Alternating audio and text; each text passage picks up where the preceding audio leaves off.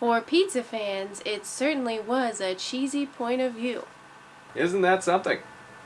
Thanks, Miranda. Tell you what, I'd like to get my hands on your pizza. Walter. Here again with another breaking news story in the Amberverse. I'm Walter Crayon. Former star-crossed lover of Amber, Beck, has just released a staggeringly brutal Q&A over on Karina's channel, all about Amber and the terrible circumstances regarding their relationship. This comes only days after the Valentine fallout, leading to Feeder Tommy, the exodus of Alexis, and Crumble Cookiegate, some of the worst drama in Amberverse history. Beck talks timers for playing video games, impersonation in a text group, and even a family intervention about leaving Amber. But for more info on that, we'll have to send it over to Tyler at You Guys Have to Realize. Tyler? Hello, and welcome back to another commentary from my channel. You Guys Have to Realize. Go join your friends, you wiggles!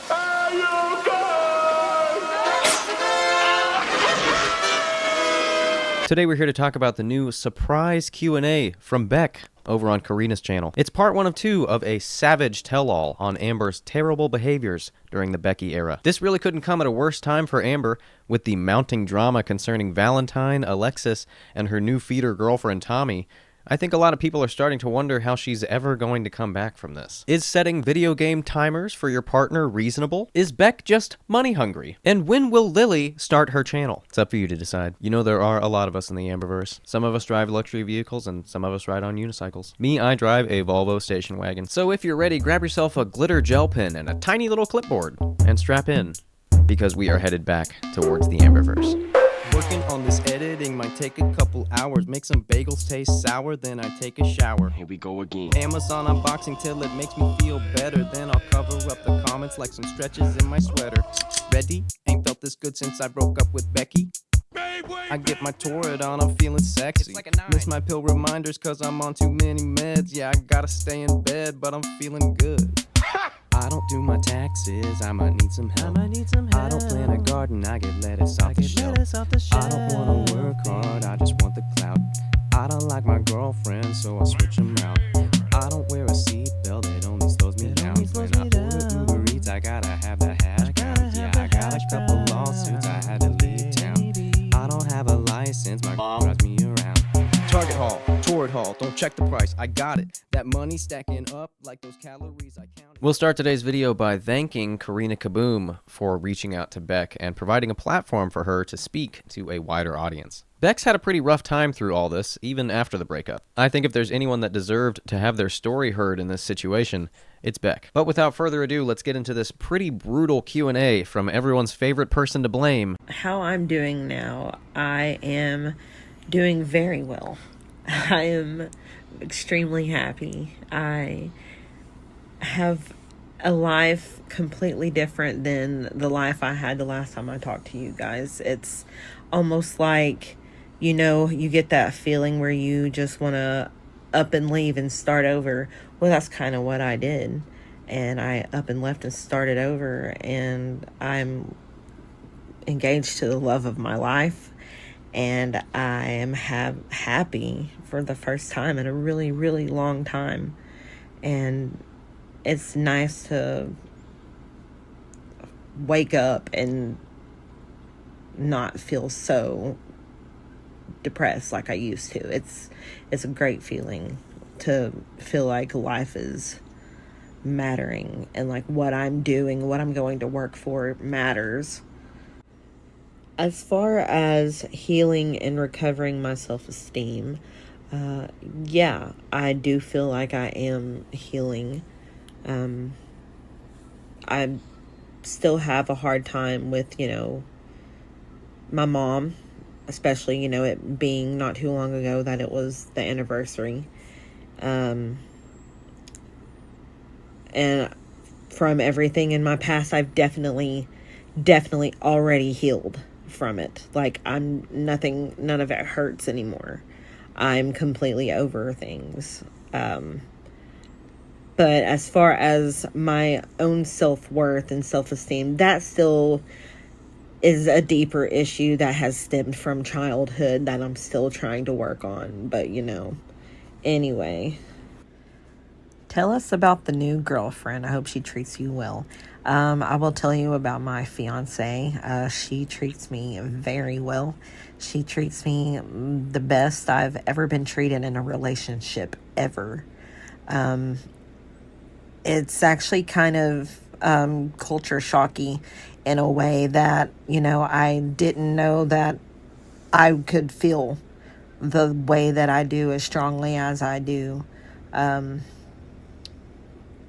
It's definitely a very nice feeling. And it's definitely nice to feel like I deserve her. And she does. She makes me very happy. Well, all right then. Just going to stop here for a second to say how proud of Beck I think we all are. We've all seen the highs and lows for her over the years. With everything that's happened with her mom and the rest of her family, it's nice to finally see some form of a happy ending for her. She's earned it. But of course, that's not all Beck has to share today. I suppose that's why we're all here, isn't it? I'm not surprised about things that are coming out about Amber from her ex-friends and ex-partners. I know what I experienced the 3 or 4 years we were together. I know what my family was put through. I know what they still have talked to me about. I know what happened with my mom and, what it did to me and her. And I know what it did with my sister. And it's just, things got a little rough. And, I mean, they mended things there toward the end, but, she's blown it with everybody else since. And I figured she would try to learn, but it doesn't seem like it. When did I realize you needed to end things with Amber? What was the final straw in the relationship? There was one day where she had started pretending to be me in text messages because I had a group message with Eric and Ricky that we had for years. And we had it long before I'd even known who Amber was. And she was mad that she wasn't added to that one, that she had been added to a new one that we created for all four of us. And so she was pretending to be me, asking for her to be put in our old friend group one from years ago. And they automatically knew that it wasn't me, but they could tell that it was her. And me and her just got into a big argument about that. And it was so bad that we just ended up going to sleep. We were in the living room. I was on one chair and she was on the couch. And we went to sleep for a really long time. And when we woke up, we started fighting again. And then I ended up going to my family's that weekend. And that's whenever I decided that I didn't want to continue being in this toxic relationship anymore. That I know I was so worried about what would happen to her, who would take care of her, who would take care of the animals. That's why I stayed so long. I was just so concerned with, I did care about this person. This was my friend. These animals, I did love these animals. I felt an obligation to take care of them. And I guess it also tied into my trauma of just needing to feel needed. And I think that was also why I even stayed, because I also just felt like this person had nobody else and I didn't deserve better. So that's why I stayed as long as I did.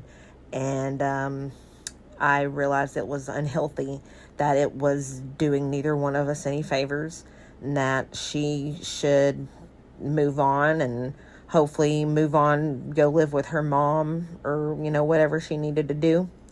And I wanted to move back home. I wanted to be with my family and my friends and live my life. And I was ready to let go. I'd been ready to let go long before we had even ended it. So it seems all the things we heard about and suspected were actually far worse than we thought. Amber impersonates Beck, pretending to be her in a text group with Eric and Ricky, requesting that Amber, herself, be added to said text group, more than likely in an effort to spy on Beck regulating all communication between her and her friends. This kind of behavior is like the book definition of manipulation. The first step of control is to cut off a person's contact with the people that care about them.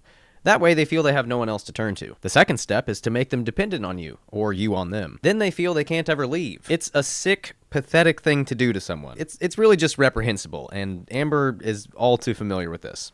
It's hectic. What do I think of Amber calling me money hungry and trying to capitalize on my live streams? That's what she was doing with me, like, the whole time I was being used for live streams. And that ties into the next question. Did I ever get paid from the live streams I did with her? No, I didn't. No, I didn't. Because she said that all of that money had to go toward all the bills. I don't even know how much she got.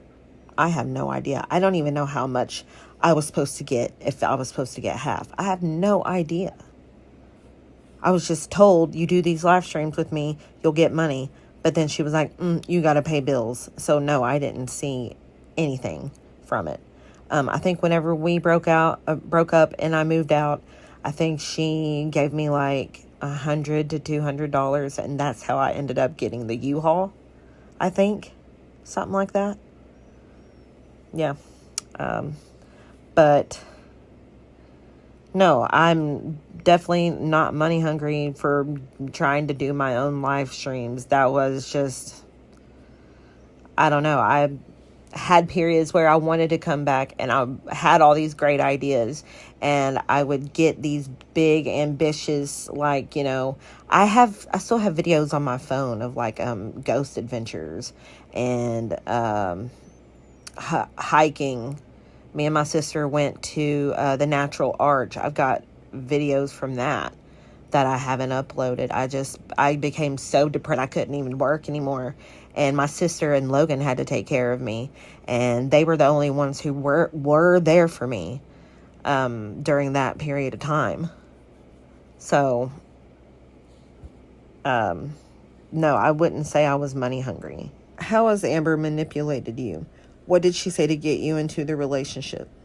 Well, I wanted to start off very slow, and I was moving too slow for her. So one day she was just like, there's a line of people who want to be with me, so if you're not going to be with me, then you need to leave. Wow. And I didn't want to lose that friendship. She said she wasn't interested in being friends, and I didn't want to lose the friendship. I was enjoying hanging out with her and getting to know her.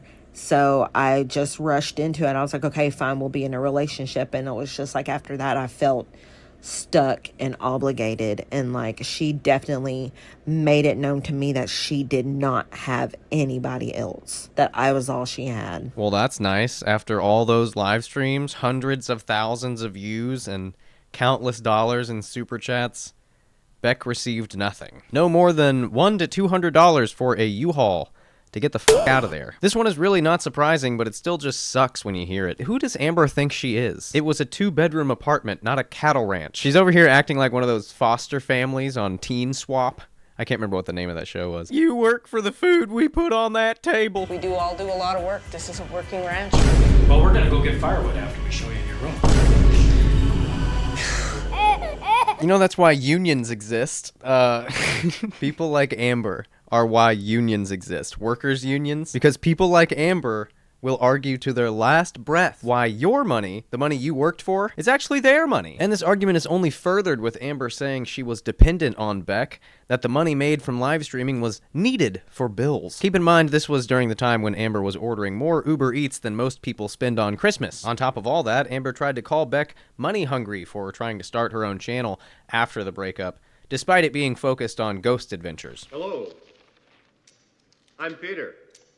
Said that Eric and Ricky still talk to Amber. Did Eric have a convo with me about this before reaching out to Amber? To be honest, we haven't spoken in almost a year. And whenever I became really depressed, isolated myself, and they got upset with me for doing that and not texting them. So they stopped talking to me. And so I never tried to fight for that because that had happened other times before where they would just stop talking to me and I would have to beg for them to talk to me again. But I would go through bouts of depression and isolate myself from everyone. So, I mean, it wasn't like I was doing it to them. But, yeah, we don't talk. We had that a little falling out there.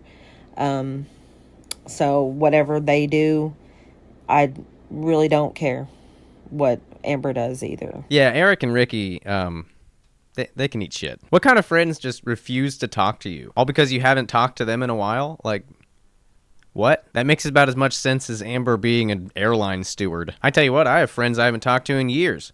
Some of the best friends in my life. I don't know what the hell Eric and Ricky are thinking, but friendship is not a conditional feeling. This is some soulless, robotic emotion crap, and they kind of suck for that. There's also a matter of them doing nothing about Amber's controlling behavior with Beck. They sat back and let it happen. Some might call them enablers.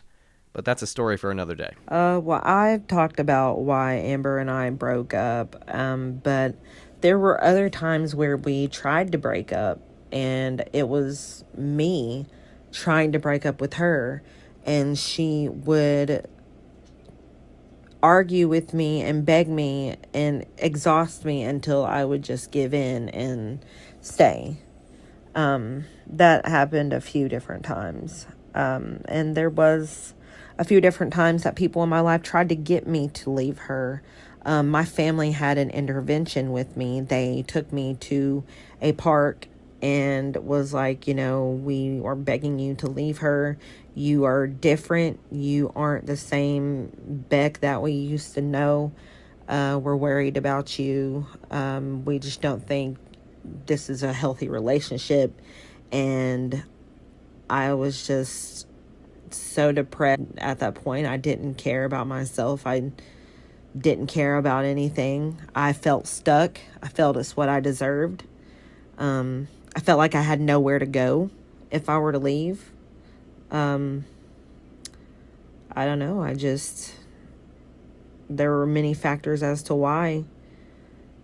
But my family did do an intervention with me. And there were also times when I would be hanging out with Eric and Ricky playing video games. And Amber would set timers for when I had to be back to hang out with her or do things for her. And I was always spending time with her. It was, you know, just every now and then I would go hang out with Eric and Ricky. And Amber would be invited too, but she would not choose to hang out with us. And then make it a point to set a timer for whenever I had to be back. Beck's family actually held an intervention to get her to break up with Amber. That's right, Amber comparatively was as bad as meth. Beck's family believed Amber was equivalent to a drug addiction, and a full-scale intervention was necessary to get Beck out of there. Beck never actually says what the outcome of that intervention was. She alludes that she kind of just ignored it. And this apparently happened a few different times with different friends and family. Isn't that something? As far as the video game timers go, that is just straight up crazy. We're not talking about a teenager who plays too much Fortnite or some kid who won't get off GTA. This is a grown woman. A grown woman who's having a timer put on her leisure time. Also, Amber could feel just a little bit better about being essentially bedbound. Conclusion slam. This is a little pack of tissues. Conclusion slam. Conclusion! Channeling my inner Tommy. My eyebrows are real. Once again, Beck shows her exceedingly powerful position in Gore World. Out of all the exes and past friends of Amber, Beck is one of the most trusted sources for information. This may be due to her quiet disposition or her standing reputation as an honest person, but the fact remains, she's one of the only people in all of Gore World that can stand up to Amber without fear of defamation. She's protected by the community at this point, and with her new supportive partner and happy lifestyle, it's only a wonder as to what she says in part 2. But hey, that's just my opinion. If you look to your right, you'll see a very country grocery bagger ready to get all your belongings organized for you, who will help you out of the Volvo station wagon, and you'll be back at home safe and sound in no time. I'd like to thank everyone for watching this special episode of You Guys Have to Realize, and remind everyone that these videos are put out for entertainment purposes only.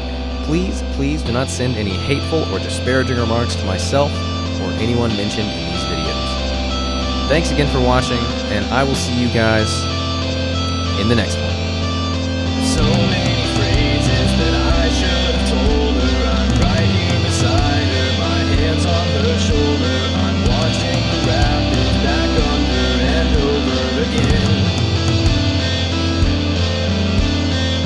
It's not a secret that our time is ending. The words on the wall now, so let's stop pretending. And just like my music, I'm lost and forget again.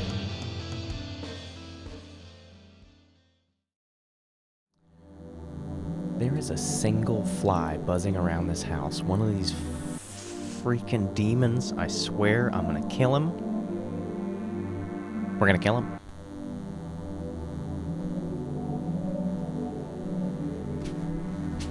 Oh, so close. So close. I don't know if I got him or not. I may have got him. I didn't get him. Shit.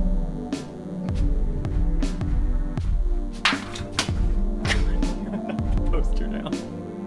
Damn this fly. Fly in my face right when I hit the post. Oh! Oh! Oh, I just whopped him. Done deal, buddy. Done deal. Come in my house? I don't think so. Get clapped on, fly. Get clapped on. Get clapped on, buddy. Don't come in my house, fly. Ooh, I'm glad I was recording for that. Time to stand on a swivel chair. I can already hear the comments now. Don't stand on the swivel chair. Don't kill Cedric. That's dangerous. Don't do that. The whole desk is shaking. Parenting.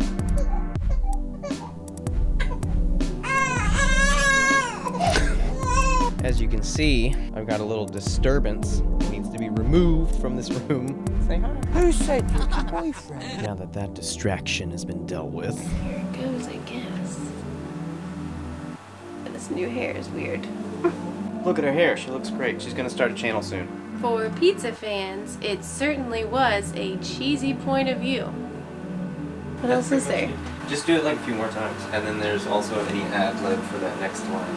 For pizza fans, it certainly was a cheesy point of view. Walter, you do know we're live, right? Miranda. I'll meet you after work.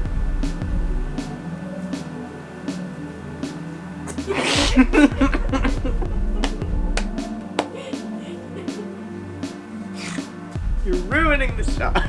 Former star-crossed lover of Amberlyn Reed. That's such a stupid line. I have to shave every time I do the Walter Crayon bit, and Lily's like, "Oh, you look so fancy with your smooth skin. Look at you, you look so fancy with your tie and your smooth skin. Oh, let me just get at you. Let me just get at you." If Lewis were here, he'd do his stupid voice. "Oh, let me give you a smooch there, toots." I can't do it. He can do it better. Here's my funny comment of the day. Beck said, natural arch.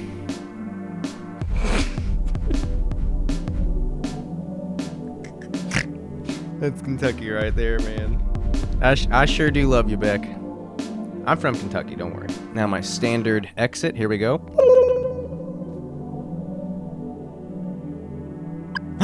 I'm back. Well, that was fun. Okay, see you guys later. Goodbye.